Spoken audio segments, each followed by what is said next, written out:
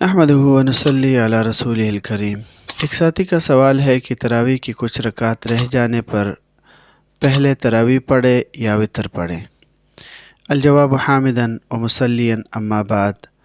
مسئلہ یہ ہے کہ اگر کوئی شخص تراویح کی 4 رکعت ہونے کے بعد آیا اور نماز پڑھ کر امام کے ساتھ تراویح میں شامل ہو گیا تو وہ شخص امام کے ساتھ تراویح پوری پڑھنے کے بعد وتر بھی امام کے ساتھ جماعت سے پڑھے اور بعد میں اپنی بقیہ تراویح پوری کر لے، جیسے کہ شامی کے اندر لکھا ہے جلد نمبر 2 صفحہ نمبر 43 پہ، ووقتها بعد صلاة العشاء إلى الفجر قبل الوتر وبعده في الأصح فلو فاته بعضها وقام الإمام إلى الوتر أوتر معه ثم صلى ما فاته۔